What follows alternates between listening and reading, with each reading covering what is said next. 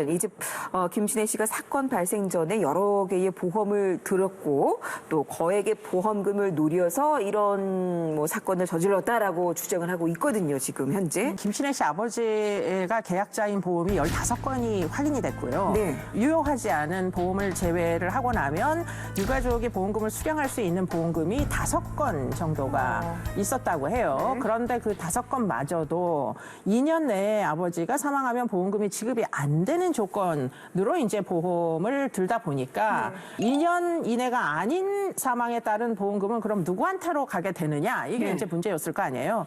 결국에는 당시에 이제 동거인이었던 아마도 새어머니가 계셨던 것 같고 그럼 그분이 제일 많은 몫을 갖게 되는 거고 3분의 1을 가지게 되는 것이고 나머지를 3명의 형제가 나누어 갖는 그런 형태라는 거예요. 그렇기 때문에 아무리 5개가 유효하다고 하더라도 김신혜 씨가 아버지 사망으로 얻을 수 있는 이득이 실질적으로는 별로 많지 않았다. 그런데 더군다나 2년 내에 이제 사망을 하시다니 결국 아무것도 얻을 수 없었던 거 아니냐. 네. 경찰은 이제 이것이 굉장히 주요한 범행 동기라고 추정했지만 이게 사실 성립하지 않는다라는 게 지금 변호인 측의 주장이었던 것으로 보입니다. 당시 나이가 이제 23세였는데 우리가 지난번에 다뤘던 니코틴 신혼부부 사건처럼 정보를 잘못 알고 있었던 것은 아닐까 이런 생각을 해보게 되거든요. 보험에 대해서 몰랐던 건 아닐까요?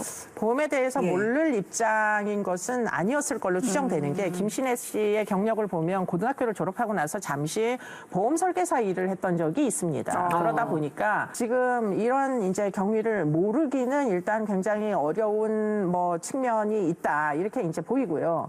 그리고는 이제 아버지도 보험에 대한 이야기를 듣고 보험회사로 전화를 해가지고 내가 어떤 보험을 이제 들었는데 그런데 차후에 이제 어떻게 받게 되느냐 이런 것들을 추가로 질문을 하기도 하고 답변도 듣기도 하고 그러셨다고 합니다. 자, 그런데 이해가 안 가는 건요. 이뿐만이 아닙니다. 일명 수면제 미스터리 사건이라고 불리기도 했던 이 사건은 범행 도구와 관련해서도 양측이 첨예하게 대립하고 있는데요. 앞서 영상에서도 나왔죠, 교수님. 네, 첫 번째 쟁점은 바로 이제 수면제입니다. 펜실라민이라는 수면제인데 그런데 이제 당시에는 이제 수사 기록에는 30알을 먹게 됐다 이렇게 적혀 있었다고 합니다.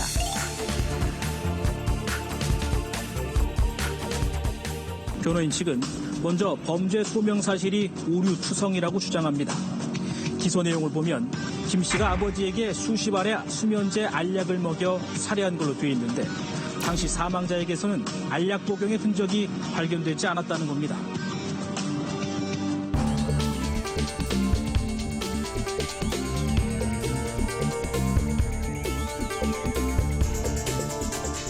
일단 김신혜 씨의 경찰 자백 내용을 살펴보자면 30알의 수면제를 양주에 타서 아버지에게 먹였다라고 주장을 했죠.